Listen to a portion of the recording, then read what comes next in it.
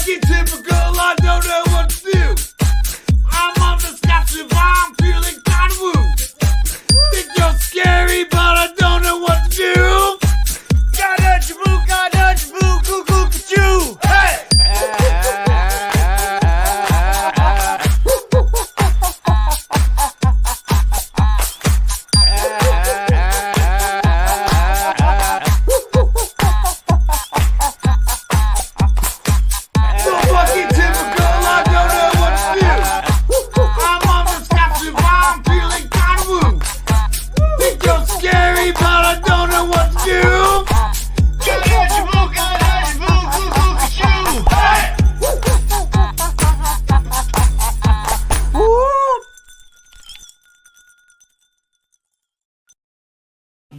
I love that song.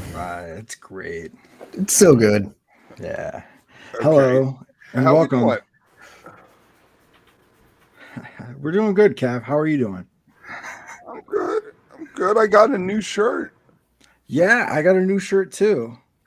I got an old shirt. You got a nice. Yes. Speaking of shirts, we should bring in our expert, who's going to be one of our guests tonight, Steve, an expert on page shirts. And also joining us is Pickles Brad. You guys remember him from game night. Yes. What's up, Hi, gentlemen? guys. Thanks for coming on. So guys, look at this, amazing! It's like our direct messages come to life. It's pretty interesting.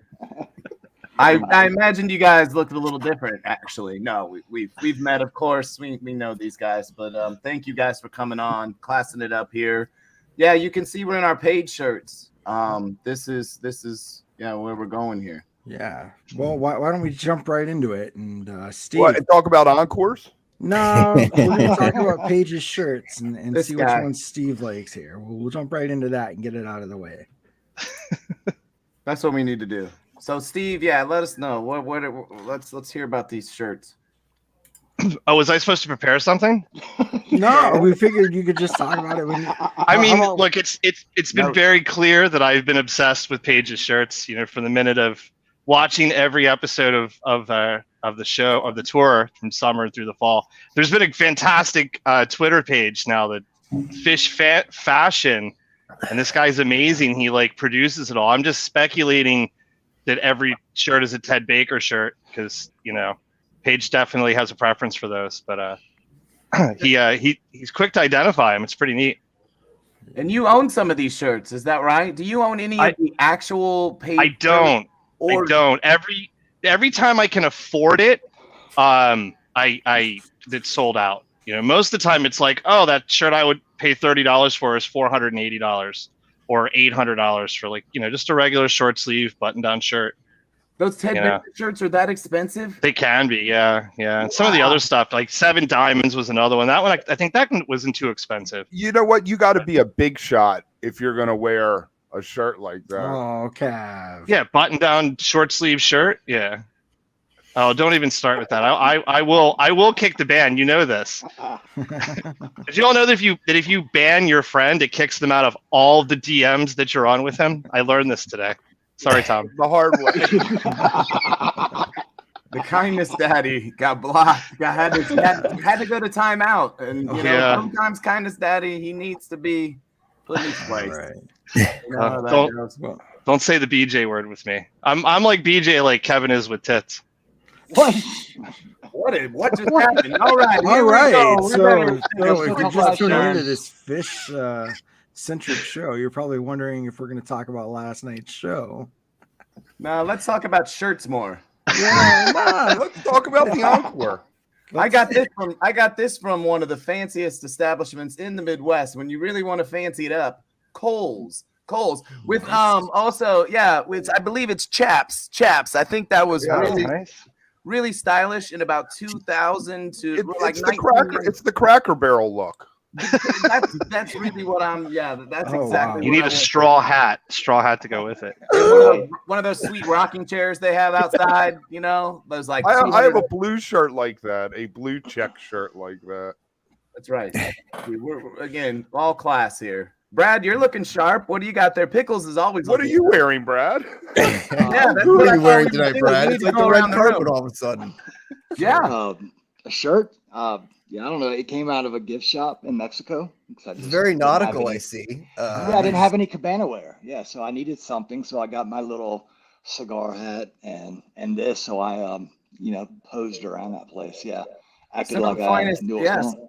yeah, some of the finest attires made at gift shops in Oh, yeah. Mexico. I mean, typically that's where you get, and Kohl's, the two places really Right. where you look for the. Yeah. Trav, Did what you you got sail going down on? to Mexico? Since you got the nautical theme going, did you sail down to Mexico? Where in Mexico were you? Me? Oh yeah. Moon Palace. Yeah, it was in 20. He did the PHiSH, fish yeah. shows. He actually got a Yeah. Trey shout out. That a lot of people don't know. Yeah. Pickles Brad That's down right. there. A lot of people That's don't know this. Trey from the stage said, "I see you out there, guy in the yellow shirt," and no bullshit. That was our friend Brad. Oh, It nice. was. Nice. Yeah, from Oh. the stage. We got to find that Yeah. clip somewhere. But yeah, he was really just Yeah. raging it up. Like we know, I've seen it in person. My guy can rage. Mhm. Trey's like, I Yeah. see you back there, guy in the yellow shirt. And yeah, it was our I guy. Yeah, I was causing a ruckus. Yeah. Speaking of a rage and a ruckus, what about that 25-minute Down with Disease opener? I And it was what an opener. unfinished. It was unfinished. Just when I was saying they've been ending every song, they're like, "Fuck you, we're gonna do a 25-minute unfinished song." No. That's unreal. Yeah. I enjoyed the start. I like the little fuzzy beginning with Mike. Him not being able to knock off his pedal and throwing a little fuzz in there. I dug it. Yeah. And it's It no did have a coincidence fun that start. Karina had her fuzz tweet out the night before, and here comes Mike opening up with his fuzz disease. So I like to think that he might have copied that off of Karina. Interesting. Yeah. Interesting take Yeah. there. But mean, yeah, there- it was a cool start to it and a different start for sure, man. And then it Yeah. just cooked, man. That was Mhm. fun. And Wow. there was They're a just mountain. unchained. There was a mountain, and then there was none. So if you're watching this on YouTube for free because you're not paying for this stream, like how excited are you that this is going more than like 10 minutes, Yes, exactly. Right. Yeah, I mean, Come think on. about that. Yeah. Yeah. 25 minutes of free YouTube fish. Exactly. So that enjoy kind it. of puts to bed. I know. you There's been a know. couple of those moments, Mama. You're right, where they have Yeah. stretched it out in the first song and kind of gave the free treat out there for sure. Which bless him for that. Thank you. And then blistering Runaway Jim, right? Too, in some ways, like they Oh, kept yeah. the energy. It's a good 1-2 to start. Yeah. I was thinking that thing had to be so much fun to dance to after that disease. You're really intense, at least I would be, during that in gym. So fun. It's just fun. Yeah. Yeah, 100%. Ocelot doing the Ocelot thing. Rift had actually what I've noticed is kind of a funny little thing that's kind of happening, which I think is always fun. People get a little nervous about it, I think sometimes, but like flubbing the words. And Paige is usually like rock solid and has always been like, but this tour and like at 4.0, like Paige misses a few words here and there, and then the rift he totally gets lost in, which I love when they have those derail moments and you see that, like, it's almost like seeing them when they're rehearsing, like, and they have this vibe this whole tour of like what they're doing in the rehearsal before the show. They're bringing that energy right out there with us. I mean, it's just, they're just so loose, like they're just having fun. Like, yeah, sure, we'll start up a 25-minute Down with Disease. Why not? Right? Like, right. And just letting it loose. Yeah, just a lot of mixing up set lists, just doing different It's the West stuff. Coast vibe, man. They're having fun. Like nobody, like arenas aren't quite all the way full. It's like, people are late getting to the shows. It's the West Coast, man. Like fucking relax, chill out. Feed the Chill, turf chill. war, baby. Feed the turf war. Let's Yeah, keep but it it's going, baby. But it's been the whole year. I mean, it's not even like, that's not a recent phenomenon, although it does have that vibe for sure. But like they did it all summer, and you never knew. Always that rumor that they're doing it to like align to that the 20-minute song bet, right? That everyone's going to put pitch money in. Yeah. But like then they went and like the Trey band was just completely unleashed and no limits, just taking it where it wants to go. So yeah, it's You know what? I feel like there's a different vibe to these shows. Listening to them from summer, it's darker, it's fall. It's like you're walking into the spooky forest with no ghosts, which has been this whole thing that all summer it was all new stuff. These shows seem like they're like, all right, let's go back and check the old catalog and stick to that for a little bit. Well, that's where they went right. The rest of this set was all like vintage 90s, you know. Well, and I think and you start to hit this, that horn, you know, you get horn, then you know, solid horn, you mar. Riff always seems to have two first. Well, you get like you know, two riff songs back to back. Yeah. Like, And always a talk few about- in that show. Like if they wouldn't have just played Wedge the other night, you would have gotten like Wedge probably thrown in there somewhere. But you got that in Frisco. So but always. You talk about flubs, end of Yamar, whether that was a technical issue or a flub, the whole band went out, you know? So, I mean, you know, that was a pretty big flub during Yamar. Yeah, definitely. But then the stash comes through and gets real nasty, real good, real, you know, like stash has been really solid all like the return, you know, every time. I mean, almost every stash is A+. You know, and again, we could talk the jam, and I think it's worthy of talking. But then you also get, you know, Trey speaking out after the stash, which I think is again, it's notable. I think we spoke too soon. I think we all were very, you know, surprised in some ways because, and we even said it publicly that we doubted PHiSH would say anything, you know, and that Trey, we just know that's not normally a thing that happens. And Trey really said a heartfelt statement that I think we all appreciate. I you know, at least I do, you know, and they didn't say anything in 2018 after that guy. The Gorge. And I wonder, part of me is like, I always think about if you make that a big thing, and I was say a statement, and I still probably am ultimately on that whole deal. But part of me also goes, could you amplify that to the point where all of a sudden it becomes a thing and it becomes a bigger thing? And by amplifying it, like you could attract more of that kind of person to the show to kind of, does that make sense? To make it, if it became some of like this cultural battle. So I just think in some ways, maybe they wanted to, you know, and they did do some things under the, you know, that was not, you know, private, you know, they did like a set, right? Let the guy write a set list, right? They got attacked at the Gorge.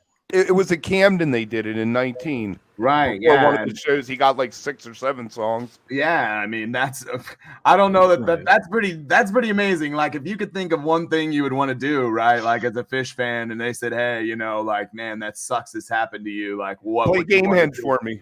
Yeah, I mean, yeah, but I mean, still, not that that's worth it. Obviously, what happened to him was terrible, you know. And again, and that's what you never know in these moments what's the right thing to do. As a band, I'm sure it's a constant conversation, right, of like what to do publicly. But I appreciate it. I don't know how you guys felt about it. I imagine you did too. Yeah, and he hit the right notes, you know.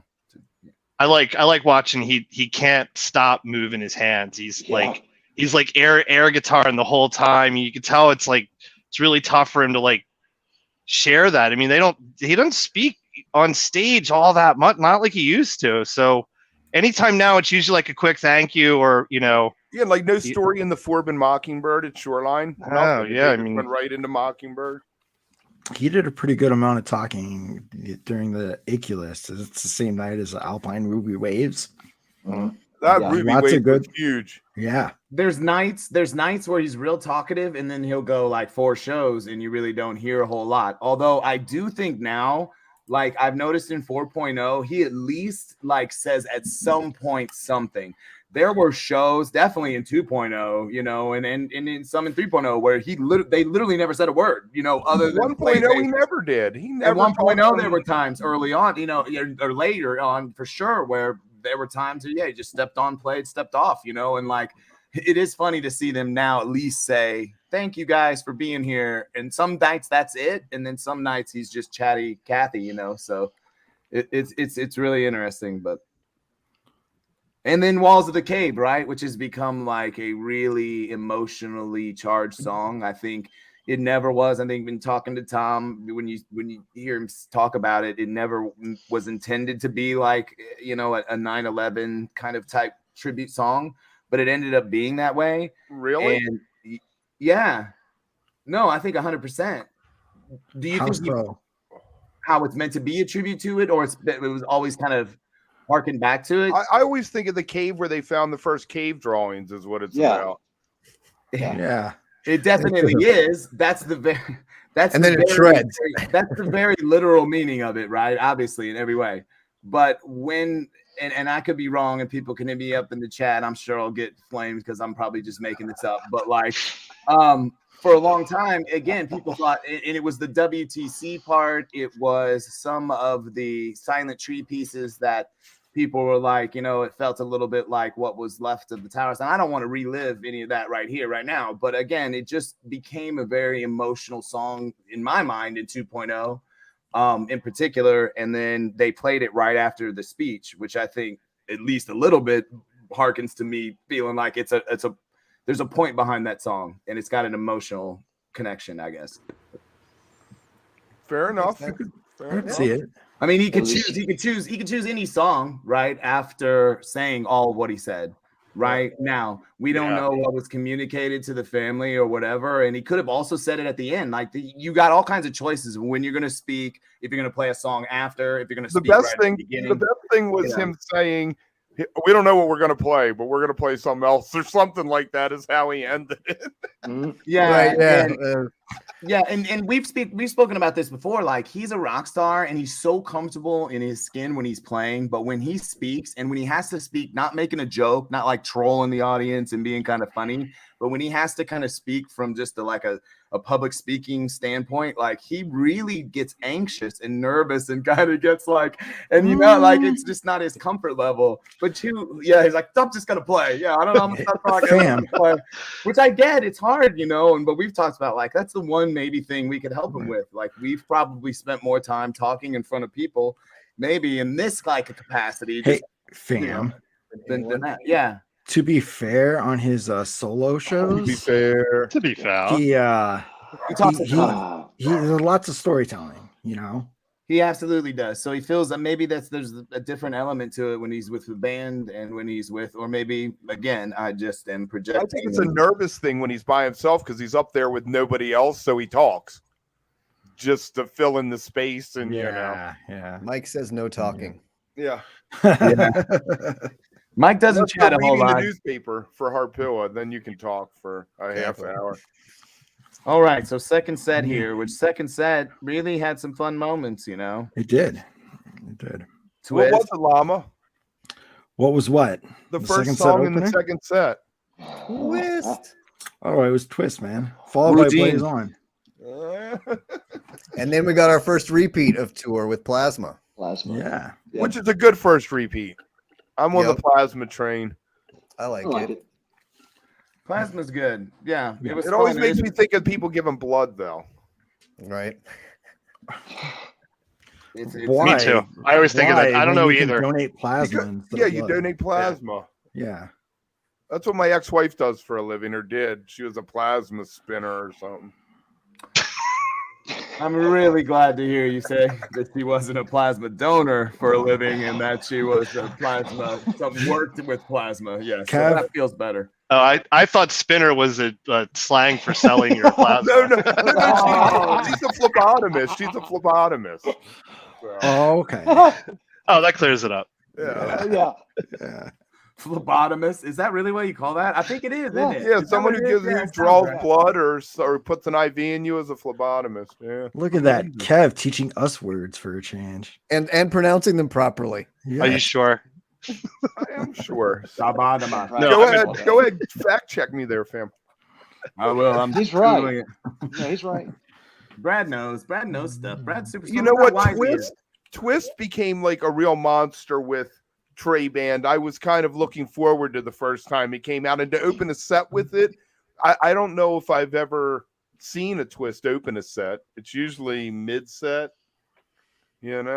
Again, going back to that, things are in different spaces now, and the Blaze On was really kind of traditional and a little more normal. The Blazes On, like the recent Blaze On, have been a little more stretched out. And then are you saying this Blaze On didn't smoke? It's older. It was mid-range, little mids. It had some mid feel to it, you know. It really, you know, you enjoyed it, but you really didn't, you know.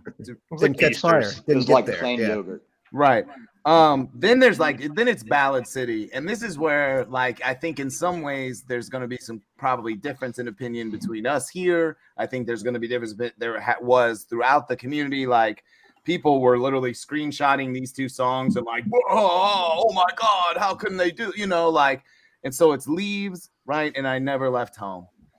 So it's the middle of the second set. So you're like, what is it? Did you leave or did you not leave? I Never Left Home, Leaves. Maybe that's right. I didn't.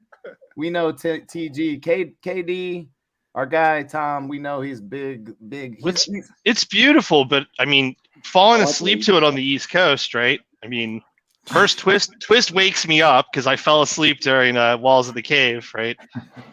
And then I drift off again, and like you hear Leaves, it just keeps you nice asleep. And again, I love it. Don't get me wrong, but it is. I think he's playing for all the East Coasters, like letting us just drift while you're sleeping to end it, right? It's all there.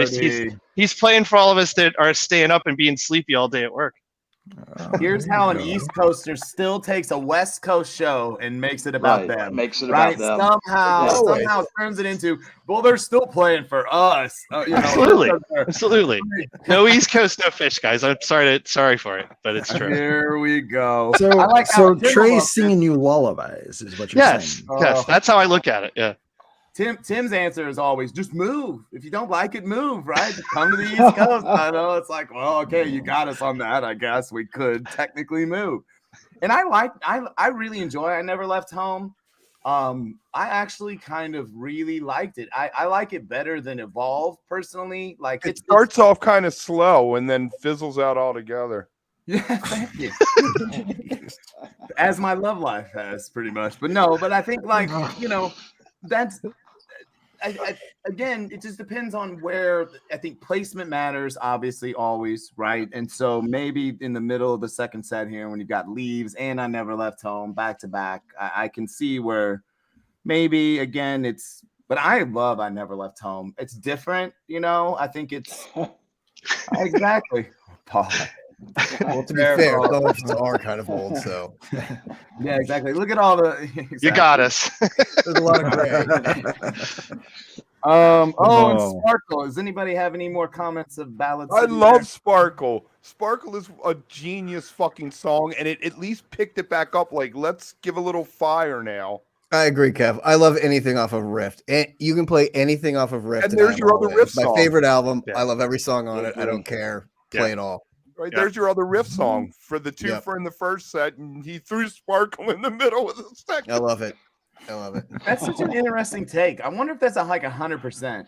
I'm just really curious, like how Sparkles keeps from hitting that moment of like people get sick of it because it never jammed. It was one of the most played songs in '93. Always. They can play it every other night. I'm cool. It's not long enough to piss me off. Like it's fun. It gets it's a little jolt.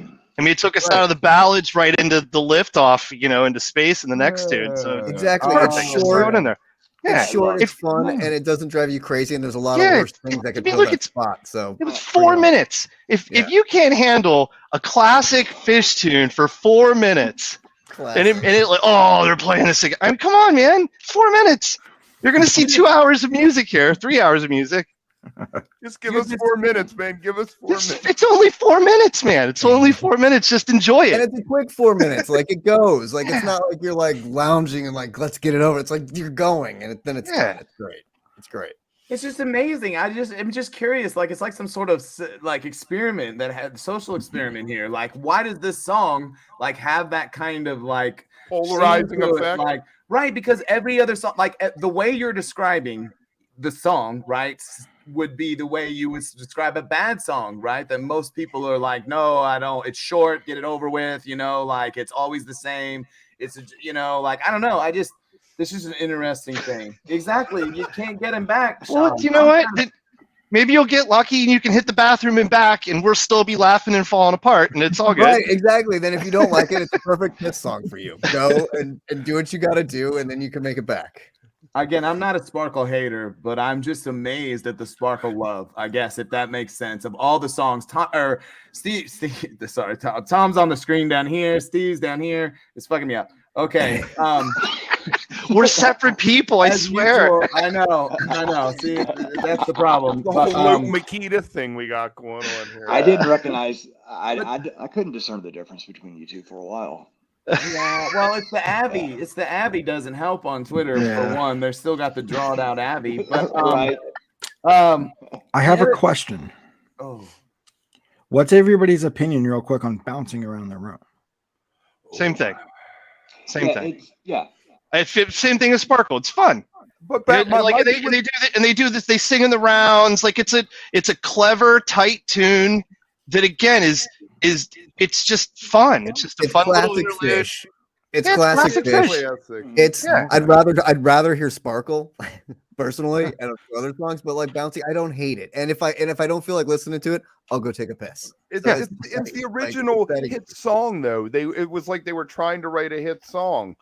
And if anybody wants to go back and check out the mixtape episode with Benj, you also know why I'm not that big on bouncing. Oh, what's he like? That's this guy. I used to put bouncing on every mixtape that I made because I was like, I give the girl the mixtape, that's the key. And I was like, bouncing, that's a good tune to put on there. And I'm going to get her. I'm going to turn her into PHiSH, man, and we're going to run away together. So she's going to love this song. Mixed in with The Cure and The Replacements. Literally, Exactly. She's like, what is this? Or she's like, what is this great silly song you put on here? I love it. So many doomed relationships started exactly that way. I'm going to. She'll eventually like PHiSH. I'll just keep playing her more and more, and that'll definitely turn it around. Yeah, then you're like, we're going to 4 shows. What are you complaining about? It's not that many. I was going to go to 8. 2001. This is very worth. Sparkle or no Sparkle. 2001 is really interesting and like again just super cool. You guys, what do you guys think of this one? Jen got her lights. Jen got her back picture with the lights during it. Yes. I felt it ended too short. I felt it got ripcorded. A bit. It was 10 plus. It's 13. It was 13. It was good, but it was in a really good groove. And then he broke into Sigma. And I don't mind the song. I don't mind the placement of Sigma, but I wasn't ready to go from here to here. I don't think anybody was. I mean, the transition was a little awkward. Yeah. I agree, but like, I mean, man, it started to get to a point where you just expected 2001 to be 5 minutes long. Right. That's where I have problems with just 4 minutes, right? Like, expand them out. I mean, it started off as a tune they would just play tightly because you're trying to play the compose, but that thing was such an amazing vehicle for so long, and it kind of stopped for a while. And 18, 19, they became really, really short, and the first one was when they first started doing it, they were 2-3 minutes, kind of like an opening theme to the second set. Fun fact, I was at the first one ever at the Man Music Center, like 1993, I believe. Nice. And it was 3 minutes, 3.5 minutes. They just basically came out, did the composure, and did the build, and they would go into the next tune. But they didn't start the jam until I don't know, probably 95, 96. Later. Or even 97, maybe. It became part of the punk revolution. But this is a real atypical 2001, even when it does jam, like it really does some strange things, and like it kind of falls. I just love kind of in some ways how it falls off the, completely off the cliff. It's just like, but at the end, the last 3 minutes, it becomes this like really ambient jam, and like just, I love when they bring it in, like, where you could just, you can hear the chompers above everything else, right? And just know how quiet most are. It's nice, and you like if you hear him like kind of figuring out, all right, where do we go next? And then he kind of train wrecked it to Sigma, but that is not. It wasn't a good transition. That is not a set closer. I'm sorry, but I think the first set was like 80 minutes. So the second set, they probably were hitting curfew. Well, they were saving room for the beauty that they encored with. So, what was that the debut of? Yeah, what else that debut, Steve? What? 93. What else they Oh, gave you in 93? Purple Rain. Purple Rain. Oh, Yeah. how Thank fun. you. What Thank an you, Time, for that amazing first softball. show. Yeah. What an amazing I was at the first first show. Purple Rain. Wow, and 2001 though too, Yeah. right? Same night. Wow, Same night. how Yeah. fun! Wow. How fun. I just want to point out, shows. if we subscribe to the fact that Tom and Steve are the same person, he just sent a YouTube chat to himself so he could talk about the Purple Rain cover. That seems. I mean, he is. It's a very tech. Look at that Plausible. setup back Checks there. out. He's a tech guy. Plausible. Checks I out. think it's Yeah. absolutely He's could Got be. his Sound cell like phone it. down here. He texts without looking. He can like type without looking. So Right, it's like that guy. And he's got one of those Madonna pull down microphones too. So he's actually talking to like someone, in the background. Secret Service style.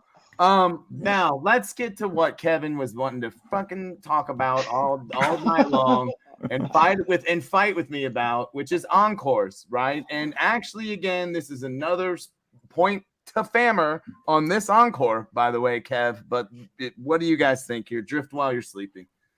Well, but also he's a rock star and a rock band, and they're not trying to stay stagnant. They want to bring in people. So he's playing to the kid that got brought with his friend, and they're seeing PHiSH for the first time, and he wants to put on a rock show, right? So it's not all for us, right? Like there's other people that are enjoying the show. But then don't So does that encore mean with we're doing, Drift like, while a you're character's sleeping, group? or like don't encore with a Ghost of the Forest song, because that just killed. Like you don't want to walk out of there like after Drift while you're sleeping. You're like, what the hell was that? Like you got to give me First Tube to walk out of here on after that. Like you can't end the show with that.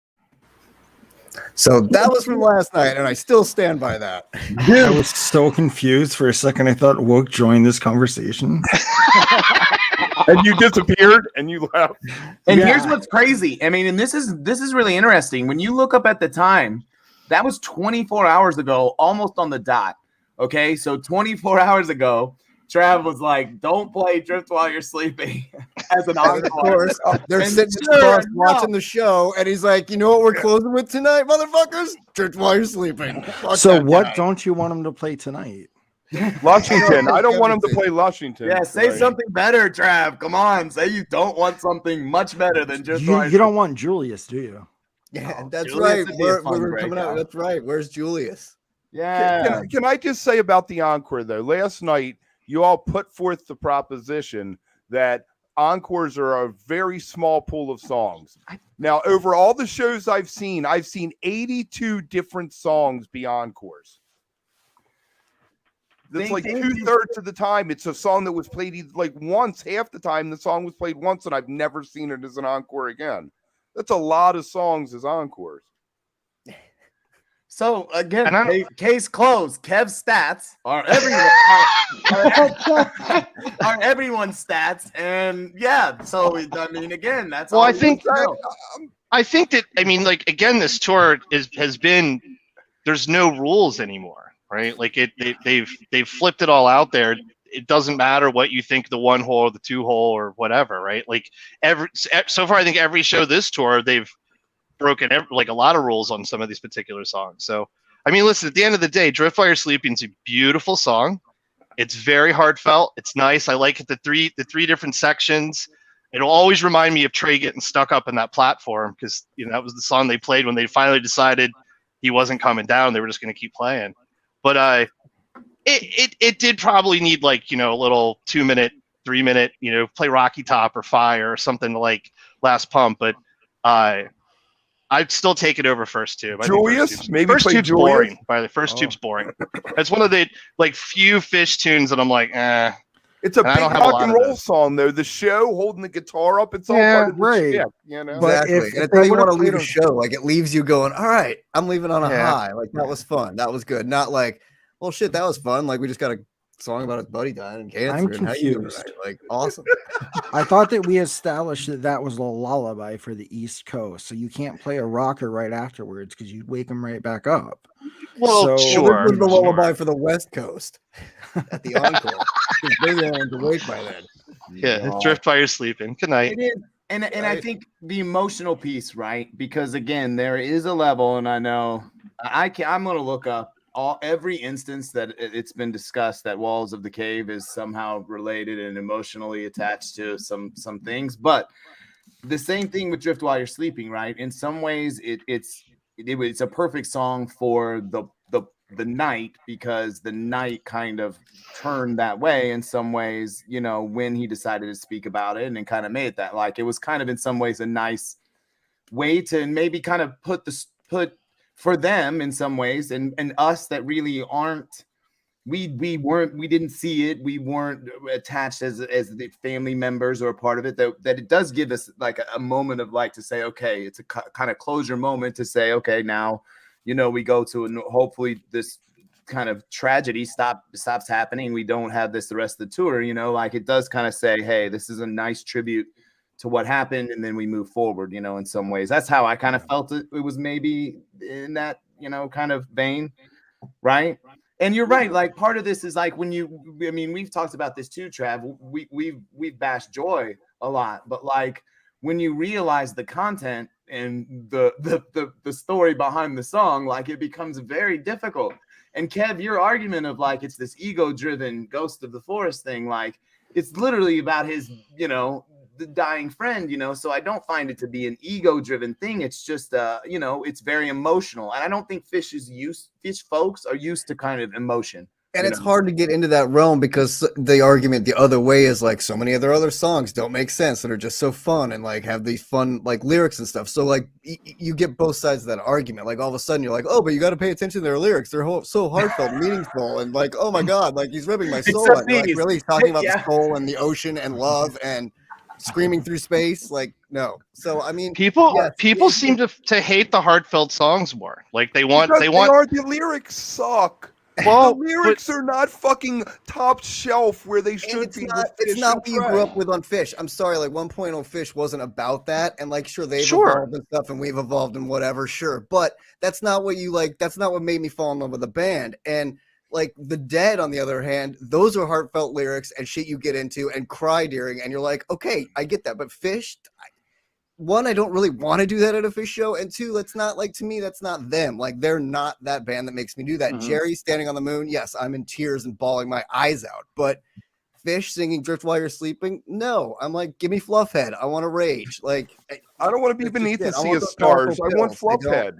You know, exactly. So it's just one of those things. I mean, it's hard to suddenly buy into these heartfelt love lyrics when that's not what you're used to from them. That's, you know, and that's not what I want from them, really. So, but that's all. I mean, you'll still take it. You know, again, I'll go.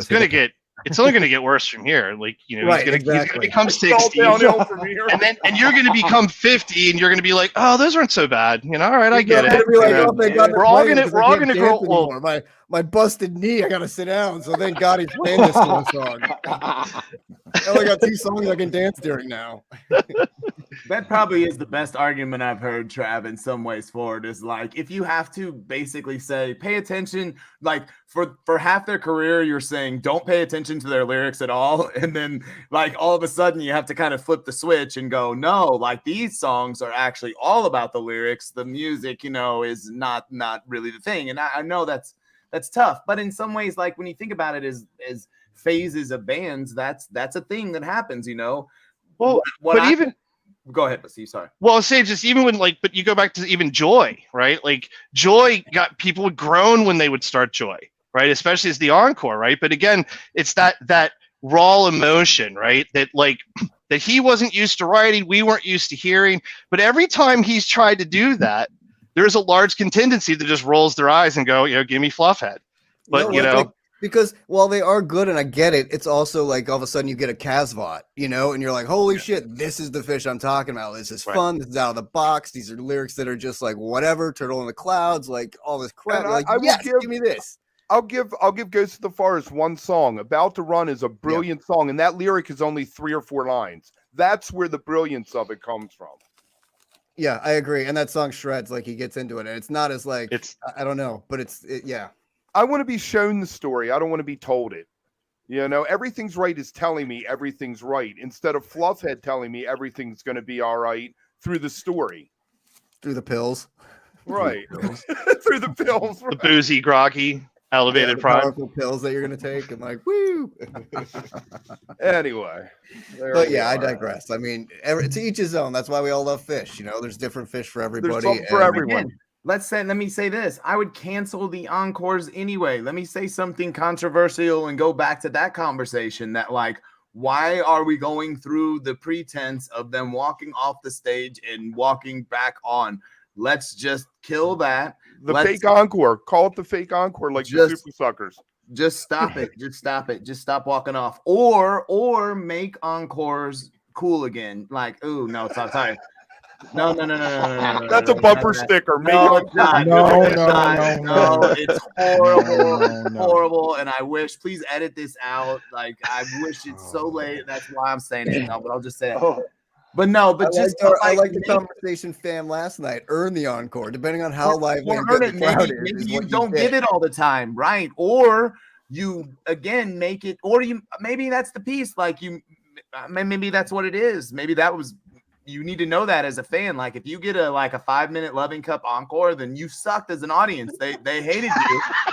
They hated you. They were like, this is what you get. If they stay for like a 19-minute Carini that blows your mind, then you were a good god. You earned it. You deserved it. I'm for that too, man. I like the merit system. Yeah. I would take any song of Ghost in the Forest over Loving Cup. Oh my.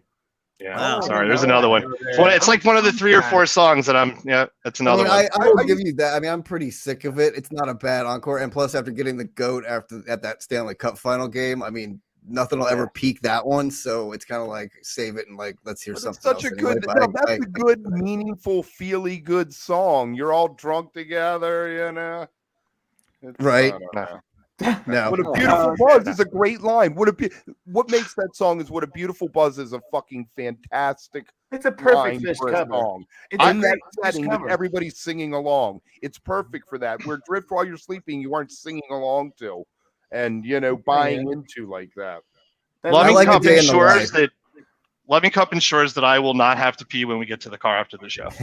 Nice. Very nice. Good. Very nice. And you get a head start to the car. Yes. I'm out. There you go. That's great. I'm already home by the time they're done. That's why you got the Loving Cup, because you deserved it. That's what you got, Steve. Because you weren't being if you would have gave more effort, you wouldn't have got that Loving Cup. I made the effort. On that point, Steve, though, I do love covers in the encores. Like I love Highway to Hell. Like we never get it anymore. But like Good Times, Bad Times, Bold as Love was fantastic. A Day in the Life is always fantastic. Like I love a good cover to close the show. And Good Times, Bad Times. I mean, Good Times, Bad Times. Good Times, Bad Times. Like fucking. Dude, those first notes when Trey rips it, it's just let's rock. The lights at Dick's. That's what just blows me away. The best light thing that he's got now is for Good Times, Bad Times, and then they played it once since they've come back. I promise you, if you were there at Dick's, if you remember the Good Times, Bad Times, the light show, like the button hit for it was like out of control, and it just blows my mind that he never gets to hit that button. Like that only happened once, and he's got to be just like, dudes, I got the baddest ass setup. You got to play Good Times, Bad Times. Why would he have picked that song and not Sand to do it? I know it's something more, right? Yeah. Well, it does have to go with the song a little bit, but yeah, I mean that's it's just such an interesting balance of like why they're choosing set lists for songs. It probably puts Kuroda on his toes, right? He's used to a certain kind of level of expectation for set lists, right? In some ways, and he's now going like, oh, we're Karenian in the encore for like 19 minutes. Like, dudes, I was hitting the Loving Cup button. And I was smoking a cigarette back here, dudes. Like, what's happening? I'm ready to go home. Like, what? Oh shit, I got to play again. Damn it! Right? Like, I don't know, like that's it, but that's the beauty of them, right? And that's what's the cool part of working for them, I'm sure too. Is that it isn't the same all the time. Totally. That's true. This is very true. Very true. I don't know. Is there more stuff to talk about? There's all kinds of stuff. We could talk for hours, but I mean, we could just talk about CK5 lights and talk about. Yeah, I was about to say I fell asleep. I heard that the 2001, like they actually showed the lights all for the a way change. back. Yeah. Oh yeah. Yeah, that's a little something. I mean, there really needs to be some. Complaining. It's ridiculous. I think enough people have been complaining about that and how good and how amazing they actually are right now. Like, I think people want it, I mean, it's not so much about necessarily seeing the band up close right now. Those are nice shots, and yes, but half the time we miss the cut anyway, or they're off with where you're supposed to be anyway that you'd want to see. And so you like, get Trey with his mouth. Show me the lights. Right, you get Trey with his mouth hanging open. Meanwhile, the lights are going off above. Yeah. You know? I mean, that light rig. I mean, I didn't expect it to get even better from summer. I actually assumed indoors it would be reduced, but I'm realizing that they're hanging it straight from the ceiling. So like it's actually better than what they were able to do in those large stages over the summer. And when they rarely show it, they'll put it on and then but they never let it sit. It just keeps panning, and like, you know, I'm sitting watching on this big huge screen. It drives me crazy because I don't need to see, you know, and all of a sudden you get the bald spot from Paige. Sorry, Paige. But like, it just, you know, like, no, I'm watching the lights. Come on, stop. You know, it's pretty disappointing overall, like how they have where they have the camera stationed and stuff, and how they usually cut to the guys on stage or the guy in the pit moving like in front of everybody. I mean, they should have a camera locked off behind the stage so you can get some of those cool views of into the crowd that you don't really get to see all the time. Some of like the side angles from the top where you can see the lights and sort of the band from a different angle, and then the lock off straight on where you see those lights. Because, I mean, again, it's not really cut together either that way because we always miss the good shots. But it's just, it drives me crazy. I agree.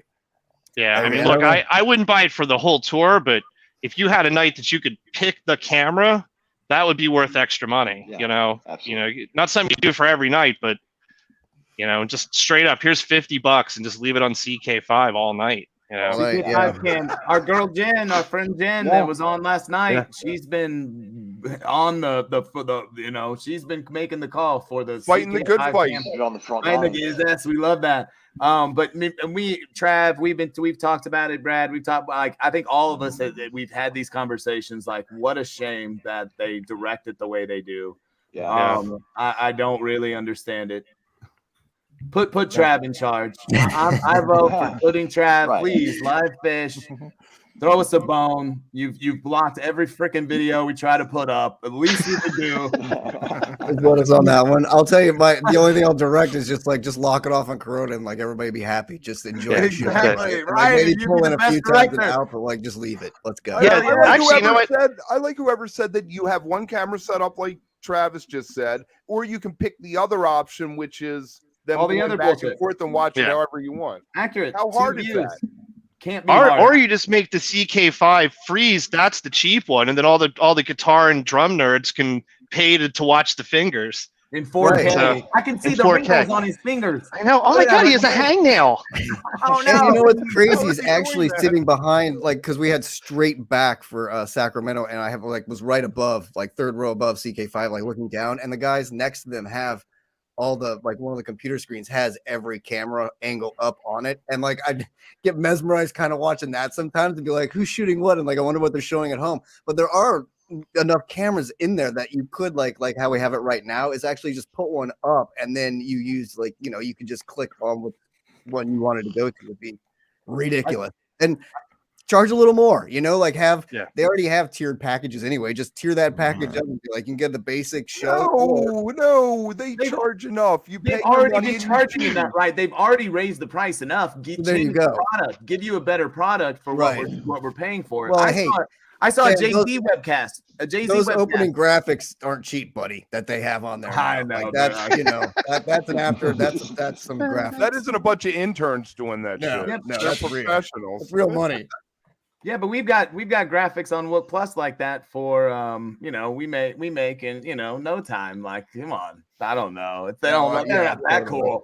No, but I mean, again, like I said, I saw a Jay-Z webcast where it literally had like 5 cams and you could pick, you know, each one, and it was absolutely amazing, you know. And again, so go ahead, Brad. I like this. I'm with you, Tom. Although probably not too many things, but. Yeah, it's not a foreign concept, fam, the whole thing. Because, you know, NASCAR used to have a thing online where you could pick the cameras and the different cars and whatnot. I mean, it was awesome, and it was all in one package. And to that point, why charge more? They're already shooting the video. You want to show it. Just let me pick your raw feed, and let's just roll with it. Yeah. Well, Formula One does it too, right? Yeah. And to that point, even have it the next day, or be able to buy it and keep it for like have an edited version of it for the next day or whatever, or have it on that package the next day where you could, hey, choose your camera angles, and that way you don't have to do it live, because I'm sure that's a little more technical to work out anyway and whatever. So just put it up the next day on the site and be like, hey, we've got all the like choose your angle, kind of like what the NFL does with the coaches clicker thing that they have online and stuff. Like do that, and then. I mean, I hate to say it, but then they could charge you more, because then they could just charge for that the next day and be like, hey, you want to watch it back, or you want to watch it? But then you could own it even, and that would be nice to like actually that would be own the video or like whatever, I mean, there's ways they could do it. I'm sure there's reasons they don't, but again, we can pitch them some ideas. Like there's always ways to make it better. Our number. What reason why they wouldn't? Well, why wouldn't they? What reason? Well, I mean, what's the reason why you still can't go from track to track on the live fish app without a little tiny pause? So, I mean, fix it. Fix it. Just fix it, y'all, please. And it's funny though, because to your point, that NASCAR, even if you go to the races, you can put whoever's driver in your ear that you want when you get the headsets and stuff. And it's little things like that you're like, oh, that's really cool. Why doesn't more things do something like that? And it just, I mean, that's not new stuff, and it's about fan experience. And if you really do want to reach out to the Couch Tour audience, then go ahead and cater to them. Don't give them a half-ass product. My question is, what sponsors do you want to have on the side of PHiSH setup to pay for all this, like NASCAR does? Ted Baker, John Varvatos, Duke's mayonnaise, Ship Cannabis, exactly. Wonder I'm Bread. fine with that. Wonder Bread. Put them all up there. Make it the absolutely like the the all state. Every feed's gonna have a mandatory one song set on the advertisement stickers. How about like Butch's Baked Beans presents Fish live in concert? Exactly. And then every show when Trey does his little thanks everybody for coming out. We also would like to thank Goodyear Tires for tonight's show. We have the And dog. Mike would like they to bring thank- the dog out from the Bush's commercial. You've got to do post-show interviews now and thank all the sponsors and whatnot. Yeah. Got little patches on their shirts now. Absolutely. Yeah. We'll be back in 15 minutes. And did you know in 15 minutes you can save a lot on your insurance by going to Geico.com. And also, just so you know, these tunes were brought to you by this Allstate Languedoc that I'm playing right here. Just in case you wanted to go out. Hey man, if it makes my stream cheaper and I can watch the lights, I'm paying. I'm all for it. Because I will start bitching about that too. So Exactly. you're a fish fan. Of course you will. Hogan slogans, exactly. Like, That's right, that's Chris. so great. God help me. Yeah, It was a big like, undertaking. it'll be companies that are out of business, like Braniff. Braniff is, or Exactly. yeah. Enron is Circuit sponsoring City. Yes. Exactly. Radio Shack. We're probably the only ones that think this is funny, by the way. Like literally us six. We know that, right? At this I point. keep thinking we're just zooming, so I mean. Yeah, I can't even believe that this is. So are going people on. watching this? We are not Yes. the only ones who think it's funny. We are not the only ones who think it's funny. But Kev's always People there think that going, shit. people like us. People like us, guys. I promise. I look in my mirror every morning and say it. We're for the people, so they should. Yeah, we're here for the people. since Wook's not here, we can do a round table without complaints. Let's just do a Nice. quick round table and see what you guys got for your opener. Ooh.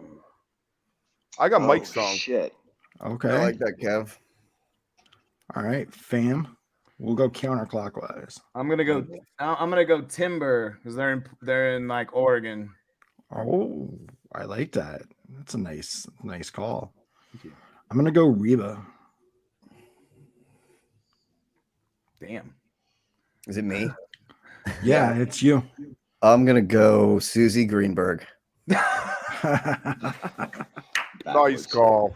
Yeah. All right. With a Susie reprise at the end of the show. Oh Jesus. First one. Brad, what do you got? Yeah, I'll go Llama. Nice. Oh, yeah. yeah. Llama, Oh, there we go. Which one? Which Yeah. one? You got to specify. Fast. Fast. Fast. Yeah. Slow lava. Fast. Slow lava. Oh yeah. I'm going for a wild card of Ghost, just because they keep pulling out these like crazy second set tunes, that you don't Yeah. expect. So I feel like they're going to keep pushing on that. All right, nice. Amazing. And none of us will be correct. All right. Not a chance. Not a chance. No, Not it's a fun chance. though. It's still fun. Piper. Aw. Yeah, that's good. There's a good second That'd set. be a good There one. we go. Now that's what we need. Julius. Where's Julius? Yeah, where's Here he that'd be is. good. Imagine. Hey, Kev, I have a quick question for you. What's that? Hey, what is it we want the viewers to do? I want them to Like. smash that like button, smash that subscribe button, and hit the fucking merch. That's it. That's it. There we go. Is that a slogan, Kev? Yeah, That's right. fucking merch. Smash it. We talk to the young generation. We use the young lingo, like the Steve Buscemi meme. I'm the hip you know? dad. I got teenagers. I'm hip. Smash the like button. Don't just touch it or hit it or politely, place your finger on it. Smash it. Smash it. Yeah. All right. Wow. If you hit it like harder, we get more subscriptions. Like if you hit it like You it's get like more a juice out Oh, of that's it. a good one. Kathy's clown. Yeah. this clown to be fun. Yeah. That's All right. You guys ready to wrap it up and get ready to head in for the show? Yeah, We man. are ready. Yeah. All right. All right. Well, thank you everybody for watching. And next week we got Wook plus Live coming. So wow. it'll be good. All right. All right. Special episode. Little Yeah. Halloween time. Yeah. Special Special Halloween Halloween episode. episode. Spooky season. Yeah. I don't know when we're doing another lot. Are we doing a Phoenix lot? Or I'm San trying Diego to. lot? I'm What's all that? about it. I rose my hand and said I would show up every night. You what?